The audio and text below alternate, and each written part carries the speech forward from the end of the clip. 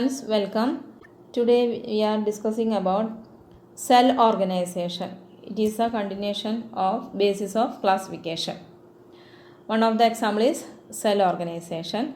There are two types of cell organizations are seen: diploblastic organization and triploblastic organization. രണ്ട് തരത്തിലുള്ള കോശക്രമീകരണങ്ങൾ കാണപ്പെടുന്നുണ്ട്. Diploblastic ഓർഗനൈസേഷനും triploblastic ഓർഗനൈസേഷനും. Diploblastic organization. Animals in which the cells are arranged into two embryonic layers, an external ectoderm and an internal endoderm, are called diploblastic animals. അതായത് ചില ജീവികളിൽ കോശങ്ങൾ രണ്ട് ജേർമിനൽ ലെയേഴ്സ്, രണ്ട് ജേർമിനൽ പാളികളായിട്ട് കാണപ്പെടുന്നുണ്ട്. ആൻ എക്സ്റ്റേണൽ എക്ടോഡേം, പുറമേയുള്ള ബാഹ്യപാളി, and an internal endoderm, ഉള്ളിലുള്ള ആന്തര പാളി. ഇങ്ങനെയാണ് കോശങ്ങൾ ക്രമീകരിച്ചിട്ടുള്ളതെങ്കിൽ അങ്ങനെയുള്ള ജീവികളെ നമ്മൾ ഡിപ്ലോബ്ലാസ്റ്റിക് അനിമൽസ് എന്നാണ് പറയുക. An undifferentiated layer mesoglea is present in between the ectoderm and the endoderm. എക്ടോഡേമിൻ്റെയും എൻഡോഡേമിൻ്റെയും ഇടയിലായിട്ട് പ്രത്യേകിച്ച് വേർതിരിക്കപ്പെട്ടിട്ടില്ലാത്ത ഒരു പാളി കാണപ്പെടുന്നുണ്ട്. അതാണ് mesoglea. The phylum which shows diploblastic organizations are coelentrates. Coelentrates ആണ് സാധാരണയായിട്ട് ഡിപ്ലോബ്ലാസ്റ്റിക് ഓർഗനൈസേഷൻ കാണിക്കുന്ന ഒരു phylum. Look at this picture. ഈ ചിത്രത്തിൽ നമുക്ക് രണ്ട് പാളികൾ കാണാം.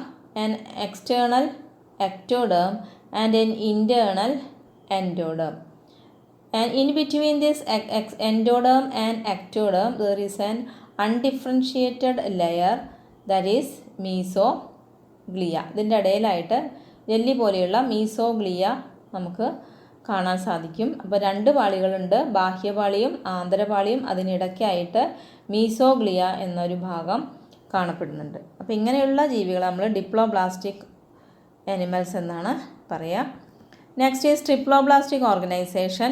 Those animals in which the developing embryos has a third germinal layer, mesoderm, in between the ectoderm and endoderm are called triploblastic animals. ബാഹ്യപാളിക്കും ആന്തരപാളിക്കും ഇടയിലായിട്ട് മൂന്നാമതൊരു മധ്യപാളി കൂടി കാണപ്പെടുകയാണെങ്കിൽ അത്തരം ജീവികളെ നമ്മൾ ട്രിപ്ലോബ്ലാസ്റ്റിക് അനിമൽസ് എന്നാണ് പറയുക. അതായത് എക്ടോഡേമിനും എൻഡോഡേമിനും ഇടയിലായിട്ട് കാണപ്പെടുന്ന പാളിയാണ് mesoderm. Look at this picture. We can see ectoderm, endoderm, and there is in between these layers there is another layer known as mesoderm. ഈ ചിത്രത്തിൽ നമുക്ക് മൂന്ന് പാളികളും വളരെ വ്യക്തമായിട്ട് കാണാൻ സാധിക്കും. ബാഹ്യപാളി, ആന്തരപാളി, ഈ രണ്ട് പാളികൾക്കും ഇടയിലായിട്ട് മൂന്നാമതൊരു പാളി കാണപ്പെടുന്നുണ്ട്, മീസോഡേം. അപ്പോൾ ഇങ്ങനെയുള്ള ജീവികൾ, ഇങ്ങനെ മൂന്ന് പാളികളുള്ള ജീവികളെ നമ്മൾ ട്രിപ്ലോബ്ലാസ്റ്റിക് അനിമൽസ് എന്നാണ് പറയാം. Example for triploblastic elements are platyhelminthes to chordates. Platyhelminthes തൊട്ട് കോർഡേറ്റ് വരെയുള്ള ഫൈലങ്ങളിലുള്ള എല്ലാ ജീവികളും ട്രിപ്ലോബ്ലാസ്റ്റിക് ഓർഗനൈസേഷനാണ് കാണിക്കുന്നത്. Another basis of classification is coelom, ശരീര അറ. Body cavity between the body wall and the gut wall which is lined by mesoderm is called coelom. എന്തിനെയാണ് നമ്മൾ സീലോം എന്ന് പറയുന്നത്, അല്ലെങ്കിൽ ശരീര അറ എന്ന് പറയുന്നത്? ബോഡി വാളിനും ശരീര ഭിത്തിക്കും ഗട്ട് വാളിനും അന്നപത ഭിത്തിക്കും ഇടയിലായി കാണപ്പെടുന്ന മീസോഡേം കൊണ്ട് ലൈൻ ചെയ്യപ്പെട്ടിട്ടുള്ള ഭാഗത്തിനെയാണ് നമ്മൾ സീലോം എന്ന് പറയുന്നത്. Coelomates. Animal possessing coelom are called coelomates. Coelom ഉള്ള അനിമല്, ശരീര അറയുള്ള ജീവികളെ നമ്മൾ സീലോമേറ്റ്സ് എന്നാണ് പറയുക. Example annelids, molluscs, arthropods, echinoderms, hemichordates and chordates. ഇത്തരം ഫൈലങ്ങളിലുള്ള എല്ലാ ജീവികളും സീലോമേറ്റ്സ് ഓർഗാനിസംസ് ആണ്. ചിത്രം നോക്കുക. ഇവിടെ എക്ടോഡേമിനും എൻഡോഡേമിനും ഇടയിലായിട്ട് ഒരു ശരീര അറ കാണാം, ഒരു സീലോം കാണാം. ഇങ്ങനെ സീലോം കാണുന്ന ജീവികളെ സീലോമേറ്റ് അനിമൽസ് എന്നാണ് പറയുക. നെക്സ്റ്റ് ഈസ് സ്യൂഡോ സീലോമേറ്റ്സ്, കപട സീലോമേറ്റുകൾ.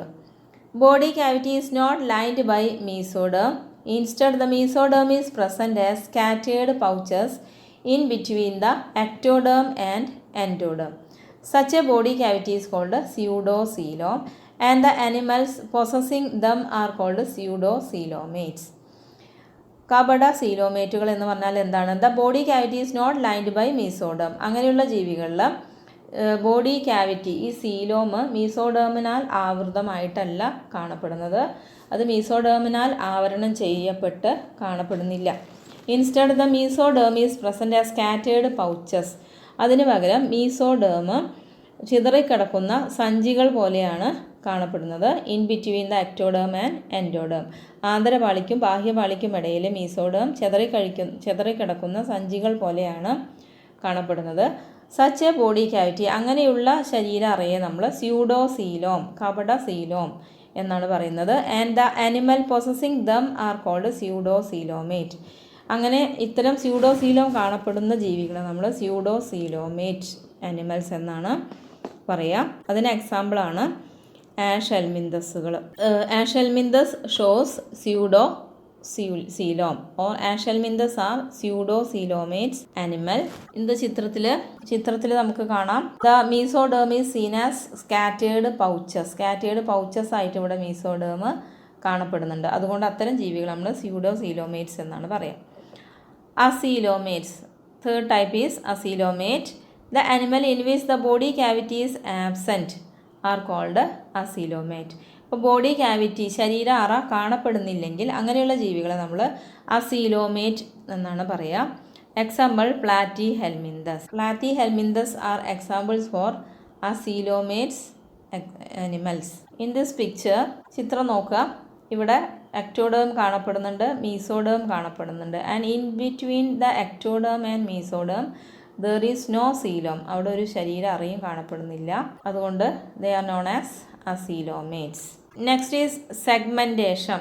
If animal body is externally and internally divided into segments with a serial repetition of at least some organs, the phenomenon is known as metamerism or segmentation. ഇപ്പോൾ ഒരു ജീവിയുടെ ശരീരം എക്സ്റ്റേണലിയോ അല്ലെങ്കിൽ ഇൻറ്റേർണലിയോ ബാഹ്യപരമായോ ആന്തരപരമായോ അതിൻ്റെ ശരീരം ഖണ്ഡങ്ങളായിട്ട് വിഭജിക്കപ്പെട്ടിട്ടുണ്ടെങ്കിൽ അതിനെ നമ്മൾ മെറ്റാമെറിസം അല്ലെങ്കിൽ സെഗ്മെൻറ്റേഷൻ എന്നാണ് പറയുക. And it also shows serial repetition of at least some organs.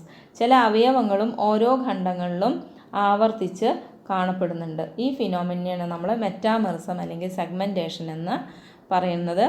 ഉദാഹരണമായിട്ട് for example in earthworm the body shows this pattern called metameric segmentation. ഇതിന് ഒരു ഉദാഹരണമാണ് മണ്ണിരകൾ മെറ്റാമെറിക് സെഗ്മെൻറ്റേഷൻ കാണിക്കുന്ന ജീവികളാണ്. Next is notochord. അടുത്ത ക്ലാസിഫിക്കേഷൻ്റെ ബേസിസാണ് notochord. Notochord is a mesodermally derived rod like structure formed on the dorsal side during embryonic development in some animals. Notochord is the mesodermally derived. Notochord എന്ന് പറയുന്നത് മീസോഡേമിൽ നിന്ന് രൂപപ്പെട്ടിട്ടുള്ള റോഡ് ലൈക്ക് സ്ട്രക്ചറാണ്. Rod പോലെയുള്ള ഒരു ഭാഗമാണ് നോട്ടോകോഡ്.